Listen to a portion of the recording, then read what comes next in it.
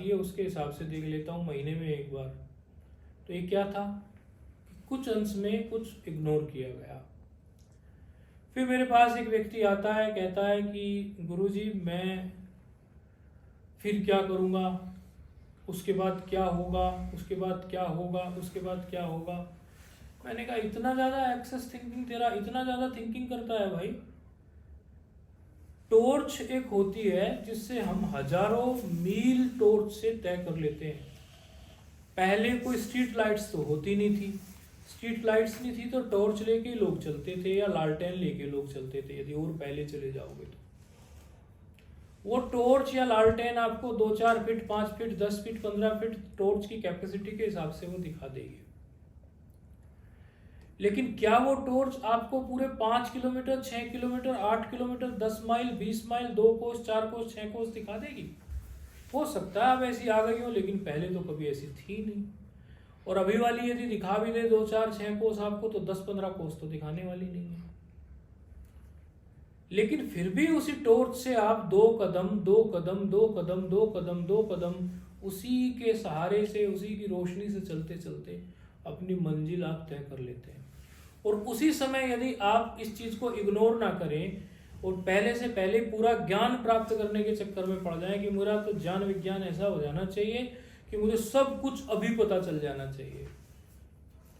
हम कहते हैं आगे यदि खतरा और आपको पहले खतरे का पता चल रहा है बहुत ज्यादा अधिक मात्रा में, सामान्य रूप से आप खतरे के बारे में फिर उससे आप समझोगे कि उसका मैं उपाय कर लूं, ये एक विचार है। लेकिन ऐसा भी तो हो सकता है कि आपको खतरा है नहीं है, लेकिन एक्सेस थिंकिंग करके आपने खतरा ऐसा सोच लिया है बहुत दूर तक का कि आप फिर 2 कदम भी नहीं चल पाओगे। और ऐसी कौन सी चीज है जो टाइम के हिसाब से नहीं बदल रही है, परिवर्तन नहीं हो रहा है? सुबह का विचार आपको है कि मुझे बहुत दूर तक पता चले और आपने इंस्टेंटली उस पर कुछ वर्कआउट कर लिया, शाम को तो विचार ही बदल जाते हैं। परिवर्तन तो हमारे जीवन का नियम ही है ना। तो क्या गारंटी है कि आपका जो सुबह मन था वो शाम को भी रहेगा, जो शाम को मन है वो अगले दिन सुबह को भी रहेगा? तो आप अभी सब कुछ जान लेने के पीछे पड़ के मेंटल स्ट्रेस में क्यों जाते हो? जीवन में सूत्र बनाओ। हमने हमारे गुरुजनों से सुना है कि हिचको नहीं, बस 2-2 कदम आगे बढ़ो। हिचको नहीं, बस 2-2 कदम आगे बढ़ो। हिचको नहीं, बस 2-2 कदम आगे बढ़ो। अर्थात अभी जो बिल्कुल सामने आपको दिख रहा है, पहले उसको 2 स्टेप कर लो, फिर नेक्स्ट का सोच के फिर उसको 2 स्टेप कर लेंगे। बहुत दूर तक सोचकर आप घबरा जाओगे कि आगे ये होने वाला है, वैसा होने वाला है। अभी यदि आपके जीवन में आने वाले सारे कष्ट बता दिए जाएं, कल को आपको ये कष्ट होगा, आप बड़े दुख में चले जाओगे। आजकल यूट्यूब पर सब जगह सब कुछ अवेलेबल होता है। तो हम देखते हैं कि बच्चे जो हैं, बच्चियां जो हैं, आजकल जो सामान्य प्रसूति जो होती है, जो नॉर्मल डिलीवरी होती है, उसको करवाती नहीं है। कहती नॉर्मल डिलीवरी में बहुत दुख होता है, बहुत दर्द होता है।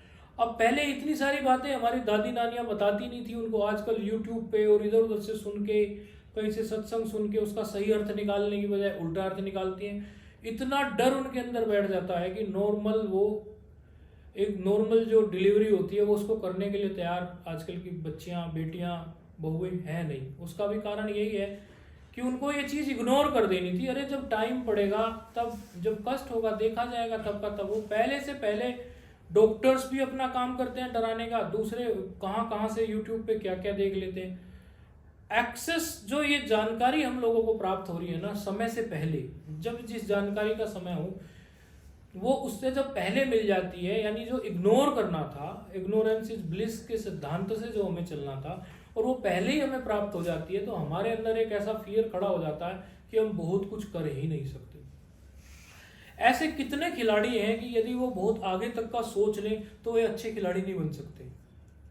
एक एक स्टेप, 2-2 स्टेप उनके खलीफा जो उनको बताते हैं, उनके उस्ताद जो उनको बताते हैं कुश्ती वालों को, या उनके कोच जो उनको बताते हैं, वो करते जाते हैं। यदि उनको सारा बता दें कि नहीं ऐसा करने से तेरे को कोई जीत नहीं होगी, या हार तेरी बुरी होगी, अभी इतना और कर, उसके बाद वैसा होगा, यदि पूरा का पूरा उनको बता दिया जाए तो उनका उत्साह ही टूट जाएगा। वो बिल्कुल भी कुछ नहीं करने वाले हैं, आगे तक का उनको बता दो। यानी जो हमारी प्रयास करने की जो विधा है, आगे बढ़ने की जो विधा है, 2-2 स्टेप चल के, और इस तरह तो हम अपने पुरुषार्थ को कभी करेंगे ही नहीं, डर के ही बैठ जाएंगे। इसलिए ये बात तो अच्छी तरह हमें पकड़ लेनी चाहिए कि कभी कभी वास्तव में इग्नोरेंस ब्लिस की तरह काम करती है, और हमारे बहुत सारे दुख तो इग्नोरेंस भी मिटाने की शक्ति रखती है। जैसे एक एग्जांपल देखो आप, एक बार क्या हुआ कि कोई व्यक्ति विदेश चला गया। विदेश जाने के बाद में वो पड़ोसी को अपनी बिल्ली देके चला गया। उसे बहुत दिनों तक विदेश में ही रहना था। वो कहने लगा कि अरे भाई, मेरी बिल्ली को रोज अच्छे से खाना खिलाना, और उसको फिर वो जो भी स्वादिष्ट जो है चीज़ें खाती है वो सारी उसको खिलाना, और उसे बाद में ठंडा दूध पीने की आदत है, उसे ठंडा दूध दिन में जरूर पिलाना। बोले जी ठीक है, और एक काम और करना, मैं रोज तुझे टेलीफोन करूंगा, मुझे उसके हालचाल भी बता देना। बोले ठीक है। इतना क्यूरियस व्यक्ति था, इतना ज़्यादा केयरिंग, क्यूरियस, या हर चीज़ को तुरंत ही जानना चाहता था। होते हैं, कई लोगों की नेचर होती है। तो बिल्ली के रोज टेलीफोन करता, बोले बिल्ली को खाना खिला दिया, बोले हाँ खिला दिया। दूध भी पिलाया ना ठंडा, बोले हाँ दूध भी पिलाया। फिर 2 दिन बाद, 4 दिन बाद वो मतलब हमेशा ये कॉल कर करके पूछता ही रहता था। ऐसे करके उसे विदेश में वर्षों तक रहना पड़ गया, और कई वर्ष उसके बीत गए विदेश में रहने के। बहुत समय के बाद वो विदेश से वापस आया, और विदेश से वापस आके वो वहाँ अपने अड़ोस पड़ोस सबके लिए कुछ ना कुछ गिफ्ट लेके आया। जाहिर सी बात है, बिल्ली उसकी बड़ी पसंदीदा थी, तो बिल्ली के लिए वो कुछ ना लाए ऐसा संभव ही नहीं है। बिल्ली के लिए भी बहुत सारी चीज़ लाया। तो अड़ोस पड़ोस में जब बांट रहा था, तो उस पड़ोसी के पास तब तक पहुंचा ही नहीं था जिस पड़ोसी के पास बिल्ली थी। दूसरे पड़ोसी के सामने जब गिफ्ट निकालने लगा, तो उसने बोला ये क्या है गिफ्ट? बोले ये तुम्हारे लिए नहीं है, ये मैं अपनी बिल्ली के लिए गिफ्ट लेके आया हूँ। मेरी जो बिल्ली है ना, वो मेरा पड़ोसी पालता है, मैं उसके लिए वहां से कोई गिफ्ट लेके आया हूँ विदेश से। वो बोला आपकी बिल्ली तो जिंदा ही नहीं है, बिल्ली तो है ही नहीं। बोले हैं, बिल्ली नहीं है? बोले हाँ बिल्ली नहीं है। एकदम भागा वो, गिफ्ट विफ्ट तो क्या संभालने थे। बोला अरे तू तो बड़ा मक्कार आदमी है, और बिल्ली नहीं है, हाय मेरी बिल्ली मर गई। बोले वो तो 3 महीने पहले ही मर गई थी, मतलब जब तुम विदेश गए उसके 4-5-10 दिन बाद ही मर गई थी वो तो। बोले तुम बड़े मक्कार हो, बड़े ऐसे हो वैसे हो, बड़ी लंबी लंबी बात उसको सुना दी। बोले भाई एक बात बताओ मुझे। वो सत्संगी व्यक्ति था, सत्संग करता था, विवेक चूड़ामणि पढ़ा हुआ होगा शायद। तो उसने बोला भाई एक बात बताओ, बिल्ली कब मरी?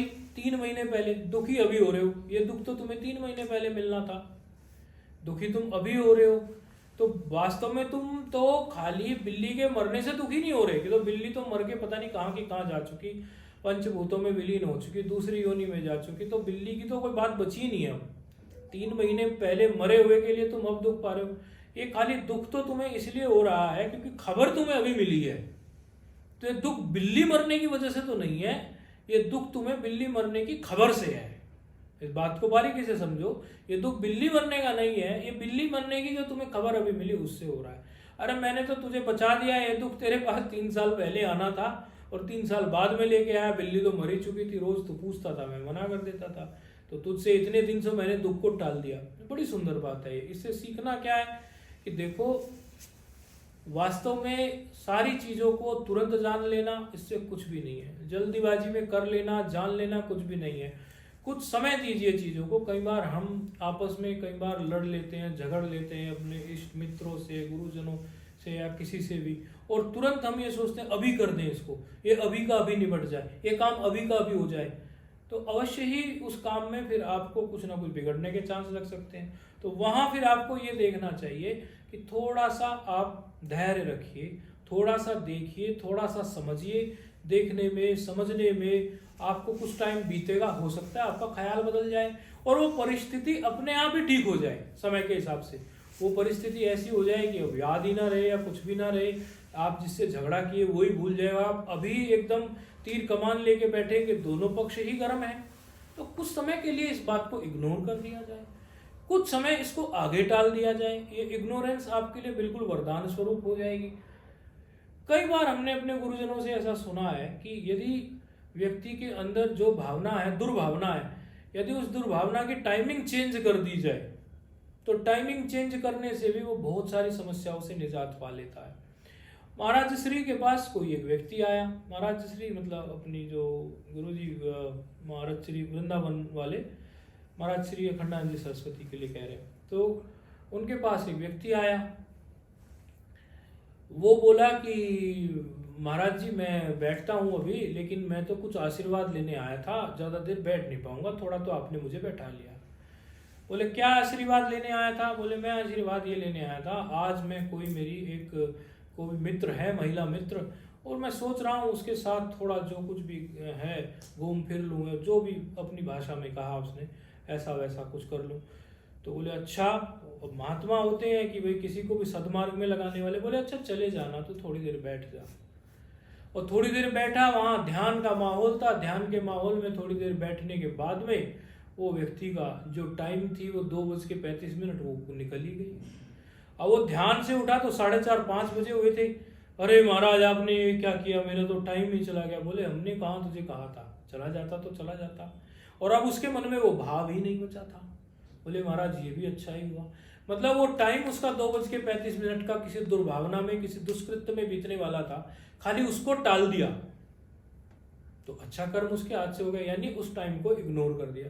एक और संत एक कथा सुनाते, कई बार हम सुनते हैं। बोले हम आबू की गुफा में रहते थे, वहाँ रहते थे, तो वहाँ हम आराम से तपस्या करते थे। तो वो गुफा जो थी हमारी पूरी तरह से वाइब्रेटेड हो चुकी थी। उसमें गुफा के कण कण में ऐसे स्पंदन थे कि कोई भी आदमी आके बैठे तो सहज ध्यान लगता था। बोले कोई हमसे मिलने आया, वो अंडा खाता था और अंडा के साथ साथ मांसाहार आदि सब करता था, तो पूरी तामसी वृत्ति का आदमी था। लेकिन वो वहाँ आया और कुछ अपनी पता नहीं क्या क्या मंशा लेके आया था अपनी उल्टी सीधी। वो वहाँ आया, बैठा और कुछ देर बैठते उसका ध्यान लग गया। वो उसका जो गलत मंशा जो लेके आया था, गलत धारणा, गलत विचार और गलत को कृत्य करने के लिए, कुकृत्य करने के विचार से जो आया था वहाँ, वो उसका पूरा चला ही गया। तो क्या हुआ ये? इग्नोरेंस। खाली वो समय उसका इग्नोर करा दिया, खाली वो समय को आगे टाल दिया, उस चीज को उसे तुरंत का तुरंत नहीं दिया, तो उसके लिए वो वरदान स्वरूप हो गई। तो ये सूत्र जो है आप कभी कभी अपने जीवन में लगाने की कोशिश करें। सारी चीजों को तुरंत जान लेना आपके लिए जरूरी नहीं है। यदि आप सारे रहस्य जान लेंगे आपकी खोपड़ी फट जाएगी। कई लोग कहते हैं मैं पूर्व जन्मों का ध्यान सीखना चाहता हूँ। अरे यदि पूर्व जन्मों की सारी बातें जानना आपके लिए अभिष्ट होता तो भगवान आपको पूरी स्मृति दे के भेजते। आपकी सारी पूर्व जन्मों की स्मृति जो है वो भगवान आपको पहले से दे के भेजते। यदि आपका शरीर, आपका मस्तिष्क, आपका मन उस प्रकार की पुराने सारे जन्मों को हैंडल कर पाता तो आपको वही दे के भेजते। लेकिन भगवान ने उनको पहले ही इग्नोर कर दिया कि इससे इग्नोर कराओ, सारी बातें जानेगा तो उसका दिमाग फट जाएगा। पूर्व जन्मों की स्मृति रहेगी तो इतना सारा वो अपने दिमाग में कैसे रख पाएगा। तो यहाँ भी इग्नोरेंस की बात आ गई। एक बार एक व्यक्ति, एक महात्मा थे, तो वो महात्मा को बड़ा अच्छा एक सिद्धि प्राप्त हो गई।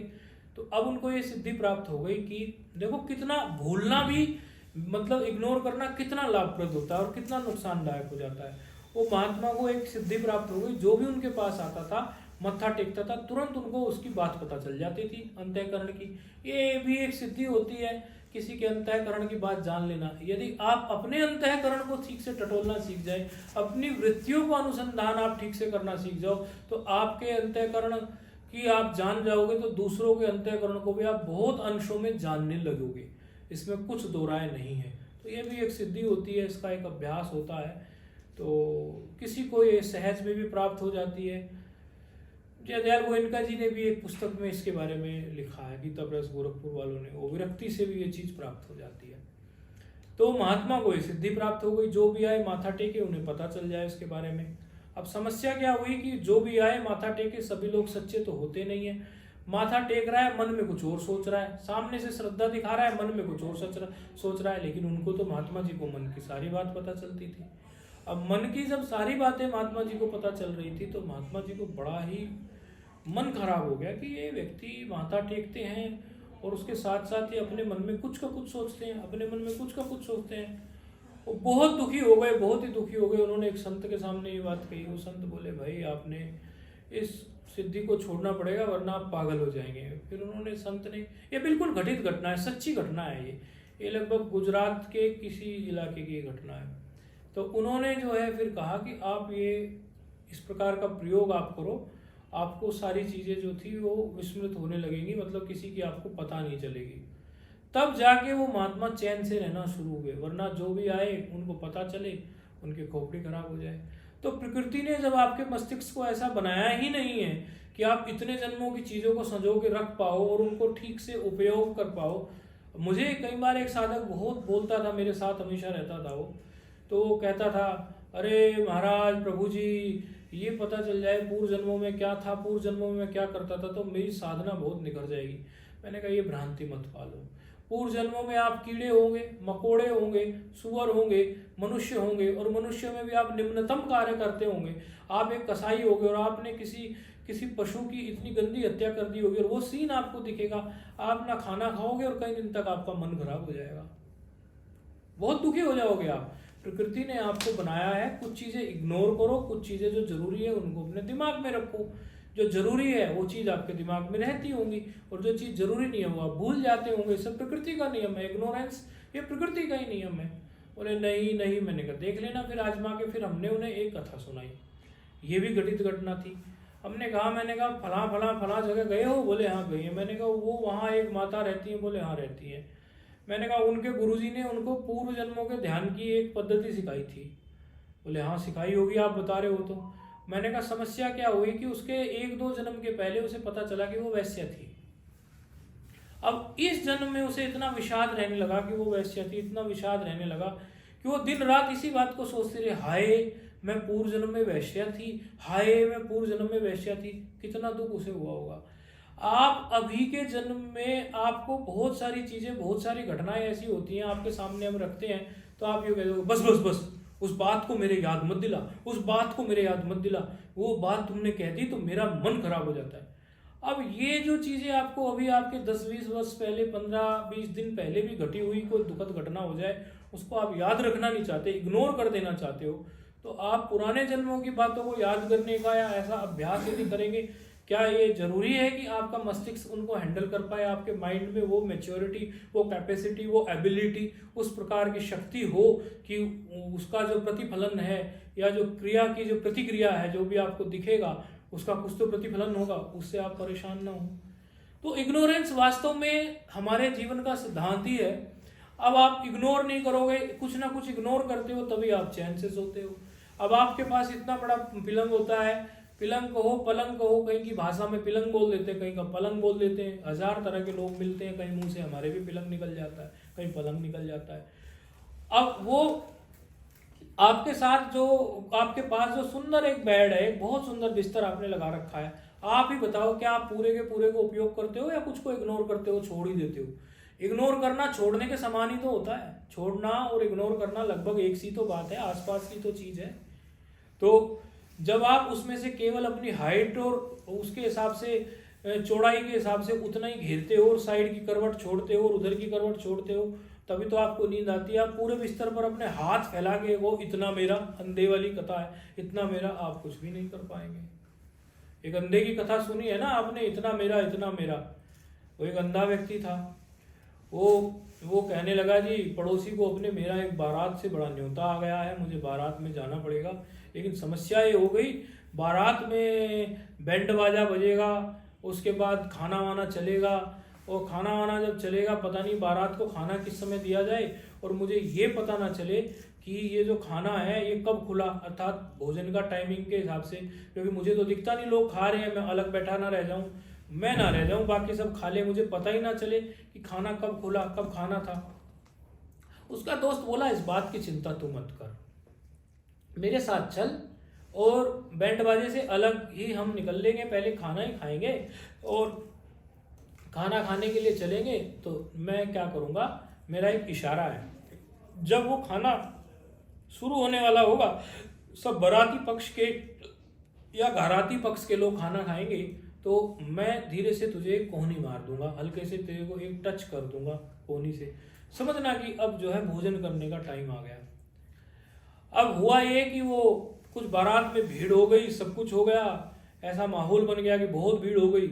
अब जो है वो व्यक्ति इतना उतावला था, इतनी देर से भूख बड़ी तेज लगी हुई थी, भूख बड़ी तेज उसको लगी हुई थी, तो बहुत देर से बेचारा अंधा था, आंख से दिखता नहीं था।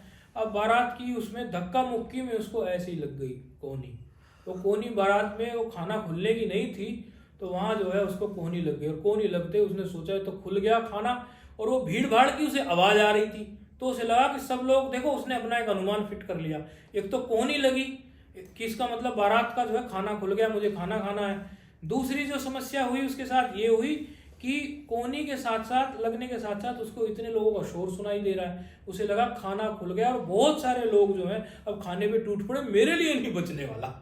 अब वो अंधा निकल लिया वहां से, निकल के जो खाना, जो डाइनिंग टेबल जो लगी होती है शादियों में, वहां बहुत सारा खाना लगा हुआ था, तो वहां जाके अपने दोनों हाथ फैला के ही कहने लगा, इतना मेरा, इतना मेरा, इतना मेरा, हाथ फैला के ऐसे करने लगा। अब बताओ, सारी बारात कहने लगी बड़ा मूर्ख आदमी है ये, तो इतना मेरा इससे कोई छीने जा रहा था और ना खाना ही खा पाया और वहां पे हा हुल्ला और मच गया, और वो इतना मेरा के चक्कर में भगोने भगोने और हाथ से उसने गिरा दिए जो भोजन के थे। अब आप बताओ, उसने बिल्कुल ही ये सोच लिया कि सब मेरा। तो क्या आप पूरे बिस्तर पे ऐसे हाथ फैला के पूरी संपत्ति पे, पूरे भोजन पे, सारी चीजों पे यदि आप ऐसे करने लगो, इतना सब मेरा, इतना सब मेरा, क्या आप चैन का जीवन जी सकते हो? नहीं जी सकते। इग्नोरेंस या कुछ छोड़ना, कुछ पकड़ना ही हमारा सिद्धांत है। हम कुछ छोड़ते हैं और कुछ पकड़ते हैं, तभी हम सम्यक प्रकार से जीवन जी सकते हैं। अंधे की तरह सारा भोजन यदि आप पकड़ने बैठ जाओगे, सारा मेरा, ना तो आप वो खा पाए जो आपके हिस्से में आने वाला था, ना आप वही, ना आपका ठीक से जो है वहाँ व्यवहार ही चला। तो इग्नोरेंस हमारे जीवन का नियम ही है। तो आज की इस बात का आप थोड़ा ये ख्याल रखो कि जीवन में सारी चीजों को एक तो तुरंत सोल्व करने की कोशिश ना करें कि अभी सोल्व हो जाए, अभी सोल्व हो जाए।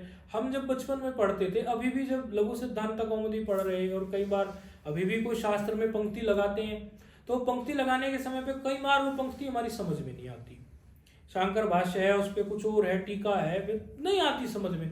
तो हम ये नहीं है, कोशिश करते हैं, फिर उसको कोशिश करके सो जाते हैं, उठते हैं ताजा मन से समझ में आ जाती। उस समय इग्नोर कर दिया, समय बिता दिया, समझ में आ गई।